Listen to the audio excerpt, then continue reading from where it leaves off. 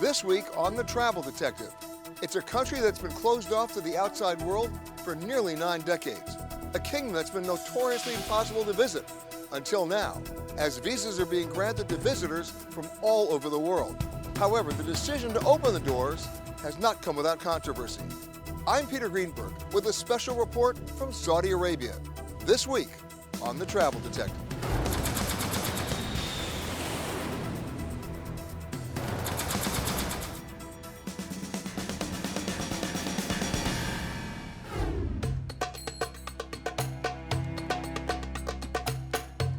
The Kingdom of Saudi Arabia.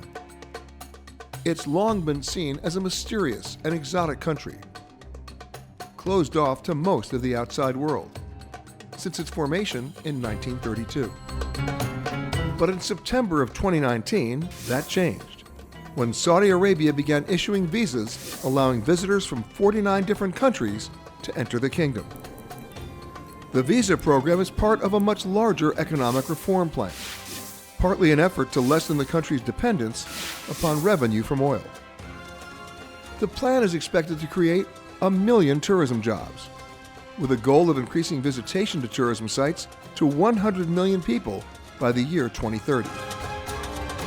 But the real question is Saudi Arabia really ready for this?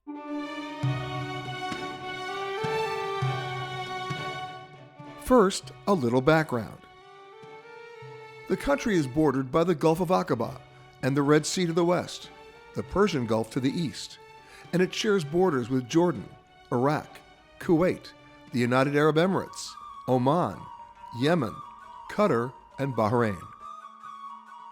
There's evidence of human history in the region dating back nearly 63,000 years. And for centuries, the area was ruled by various nomadic tribes. But the more recent history began in the 18th century, when the House of Saud emerged as a ruling power. Today, the country is still ruled by the Saud family, led by King Salman, along with his son, Crown Prince Mohammed bin Salman, or MBS as he's widely known. MBS has been leading the charge to modernize Saudi Arabia with reforms like relaxed clothing rules, allowing women to drive, even go to the movies, along with his big tourism initiative.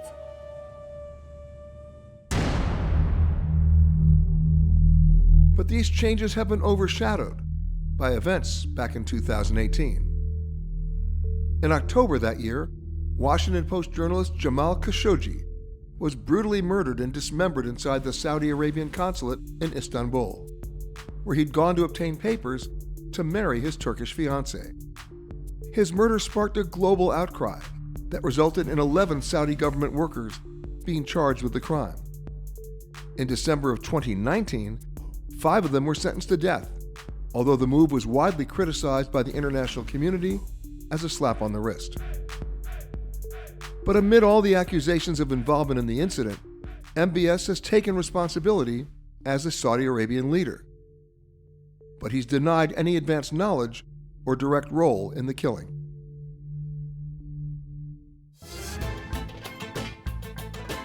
Surprisingly, perhaps, the murder didn't distract from the progress that had been made to open up the country to the outside world. Why? It's the overwhelming economic power of travel and tourism. Regardless of this terrible tragedy, it's still pushing the country forward with more reforms.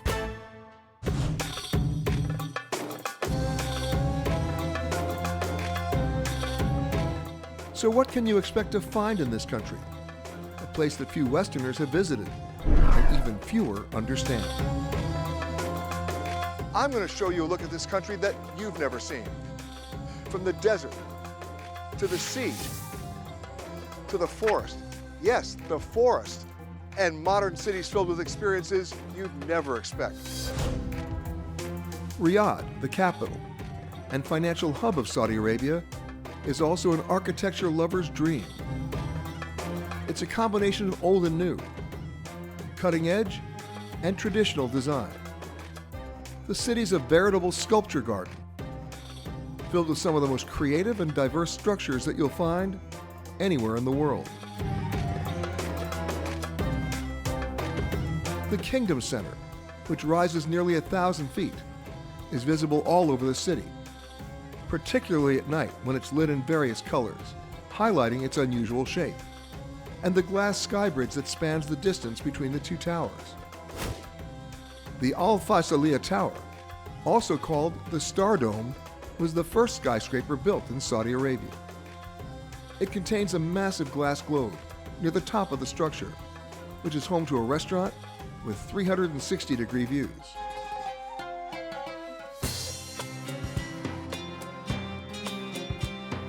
Then, another surprise. There's the Princess Noura bint Abdul Rahman University, the largest women's university in the world. So how big is this campus? Try 32 million square feet.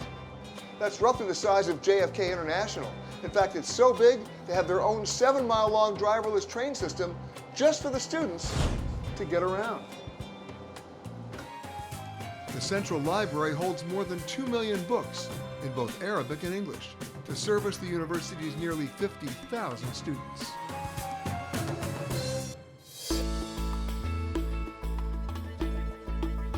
And when the highly publicized ban was lifted on women driving in 2018, the university became the first place in the kingdom to offer a driving school for women, which is expected to serve tens of thousands of students. In spite of the university's existence, it's important to note that women needed consent from a guardian to attend university until 2017. That's when that law was changed. And that same year, a decades-old ban was lifted on cinemas in the country for both men and women. Today, you'll see groups of both sexes enjoying an evening at the mall and the movies, much as you would anywhere else in the world. And a year later, women were granted the right to attend sporting events at select stadiums in the country, though they're still required to enter through a separate entrance and to sit in designated areas. But it's a definite and noticeable upgrade from sitting on the sofa at home and watching the game on television.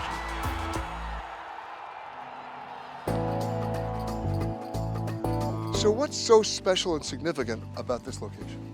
Writer Abdullah Al-Umma, like most Saudis, is embracing these changes and says he's anxious to share his country and his culture with the rest of the world. Well, I think Saudi is a very conservative society, but at the same time, we're very open to the world. And I think this is very, this could be the very good reason for outsiders to visit Saudi Arabia.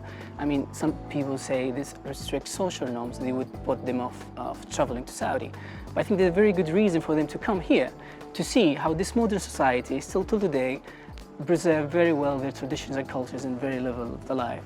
We've got pretty much everything. I mean, we have beautiful deserts and impressive historical sites and stunning, absolutely stunning coral reefs and beaches in the Red Sea.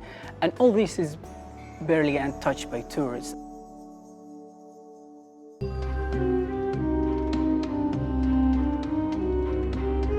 And his best advice for Western visitors?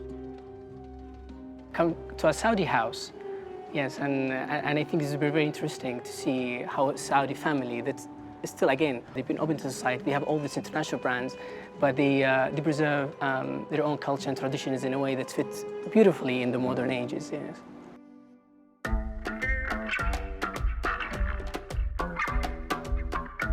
And while it wasn't his house, there was a place Abdullah wanted to show me that was a great example of blending the old and the new.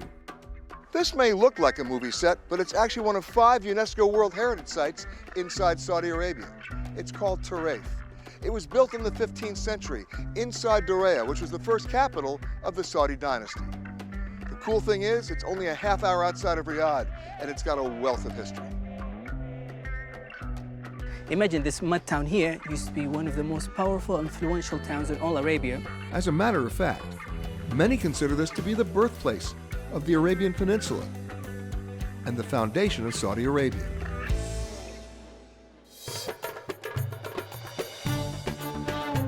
But through the years, Diriyah was settled by different tribes and was the site of many battles, which ultimately left the city in disrepair. was totally destroyed and it wasn't functioning. And I remember when I was little, I would hang out here with my family. You would sneak out here with Exactly, yeah, totally. It was all ruined, abandoned, nobody cared about it. But it's been renovated recently to be for the public to appreciate their history. And that restoration took nearly 25 years. But in November of 2019, the city, which is one of the largest clay cities in the world, was unveiled for the world to see in a ceremony fit for a king. Literally, as both King Salman and the Crown Prince were in attendance. It's designed as an open museum that preserves this important archaeological site, while also functioning as a showcase for Saudi history and culture.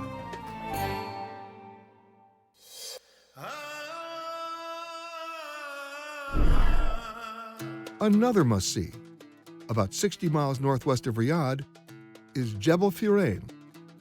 It's been compared to the Grand Canyon, and it's also known here in Saudi Arabia as the edge of the world. If you want to see real history in Saudi Arabia, you do it from above. You take off from the airport in Alula, you fly over the mountains, and then sandstone that dates back 1,000,000 years. You pass the old city of Alula, then the new city of Alula, and finally the real hidden gem, the stone pillars of Al Garamil. You may think you're viewing ruins of an old civilization, but these pillars were made by nature, not by man. Garamil actually means a big mountain that's fragmented into pillars.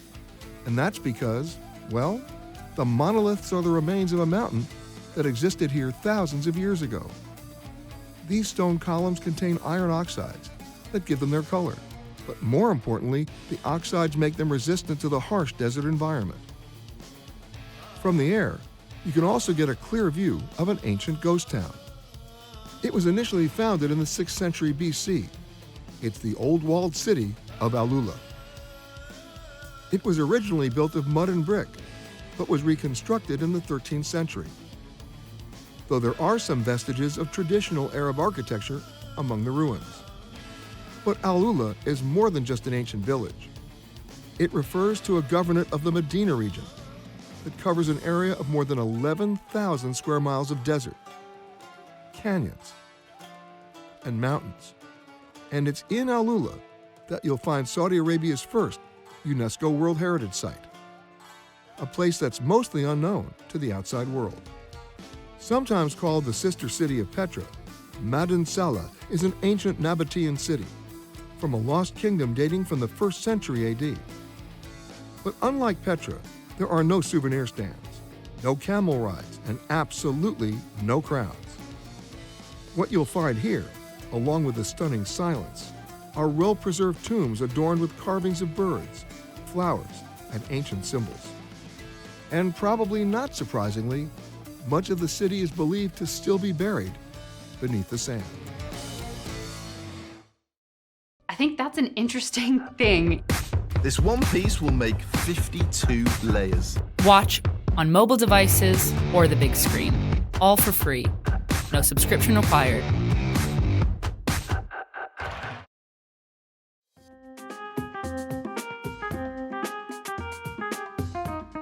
But there are still more historical treasures here.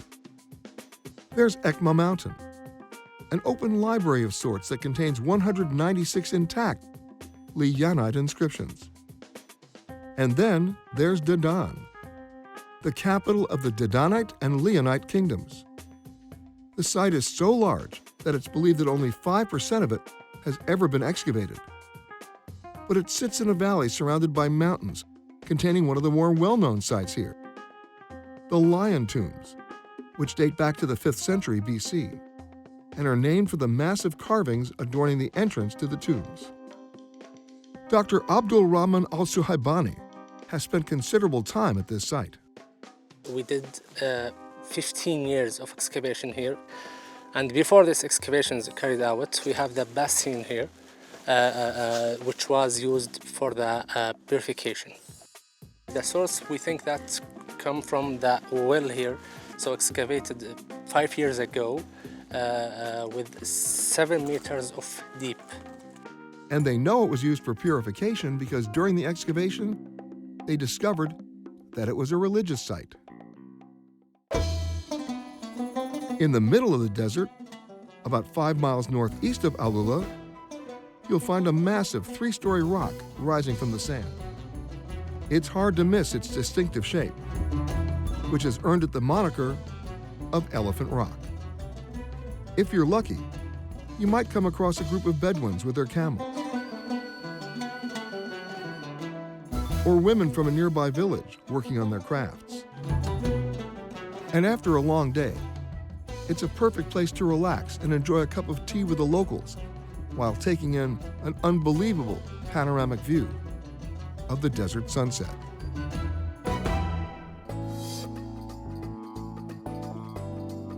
About 800 miles south of Alula, in Asir Province, is the city of Abha. It's a popular vacation spot for Saudis, but it's largely unknown to the rest of the world, and it's definitely not what comes to mind when you think of Saudi Arabia. Because of the city's high altitude, about 7,500 feet above sea level, the climate here is more moderate and rainy than the rest of the country. And it's surrounded by juniper forests and mountain peaks, including Jabal Sauda, the highest peak in the country. And it's a sharp contrast to the arid desert landscape that makes up much of the rest of the kingdom.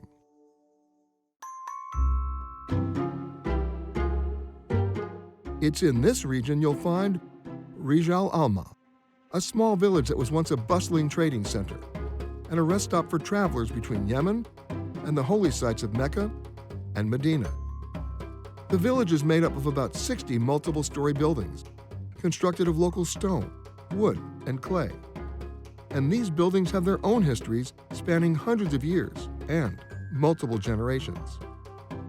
The town, considered an important archaeological and cultural site, has undergone extensive restoration. The plan is to preserve the area's history and heritage and to attract new visitors to this part of the country.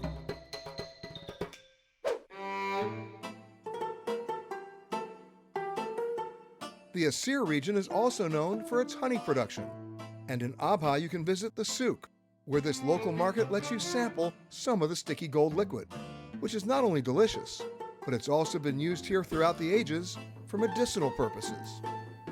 It's a competitive business, and the vendors are eager to attract customers to their stalls, where they'll happily explain the differences in color, fragrance, texture, and of course, taste between the different varieties of honey.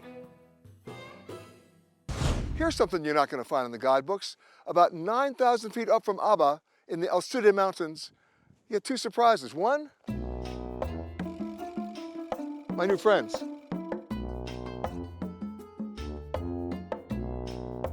A little aggressive when they get hungry, but still fun. But the best part, this way, the valley below me, and all of it hikeable. In May of 2013, Raha Muharak made history by becoming the youngest Arab and the first Saudi woman to reach the summit of Mount Everest. She's continued to travel the globe, hoping to inspire other women, particularly Arab women, to break barriers and to challenge cultural norms. But today, she was exploring the local mountains with me. I'm blown away by these juniper trees. I don't expect to see juniper trees in Saudi Arabia. In fact, I'm not expecting to see any of this in Saudi Arabia. I know, it's such a surprise, and it's one of the things that I've always wanted to explore. It's such a surprise to me to be able to come and see these things. I honestly never imagined in my lifetime I'd be able to drive, to go to the cinema, to be able to go to stadium, to be able to watch sports that I love so much. The biggest surprise to me is after going to the 7 continents and reaching literally the highest peaks in each and going to all these cultures and these gorgeous places, the thing that surprised me the most has been home, has been coming here and seeing this untapped beauty and the amazing potential of its people, its culture. I mean, look at this, and this is just one of many, many, many, in my opinion, sadly unknown spots.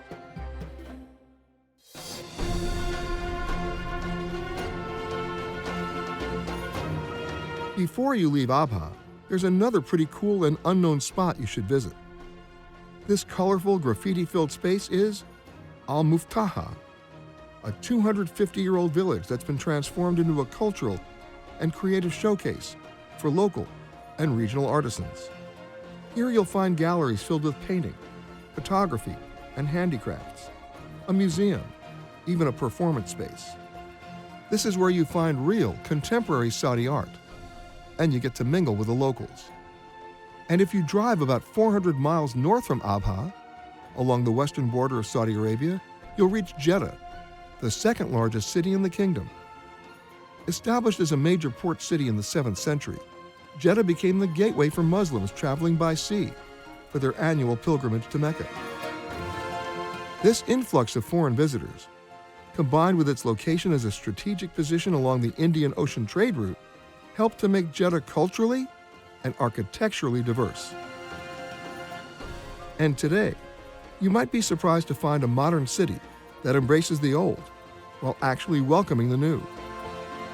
Contemporary skyscrapers and designer shopping boutiques, juxtaposed with traditional buildings made of coral, clay, antique, and long-established neighborhood suits. Jeddah has another hidden gem, and it's a big one. It's called the Red Sea. You come out here and go about 20 minutes northwest to a place called El Kabira. Great diving, almost untouched. And if you don't know where that is, no problem. Just tell the locals you want to go to Red Boy.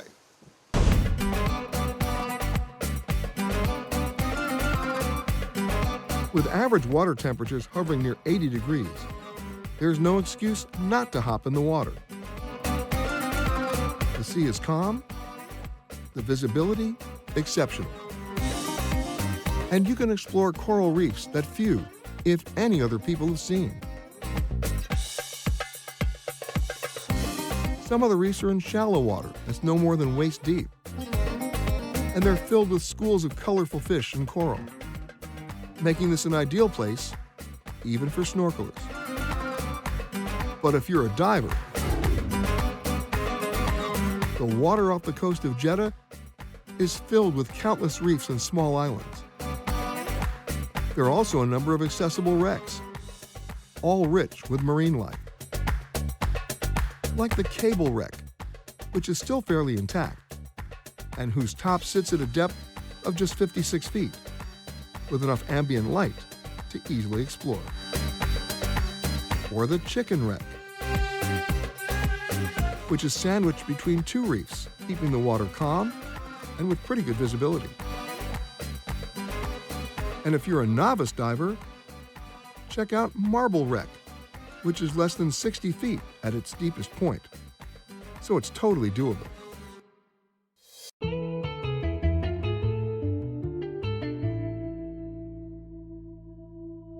And while there's plenty to see right now, this is a place you definitely want to keep on your radar, because it's poised to become the next major Middle Eastern resort destination.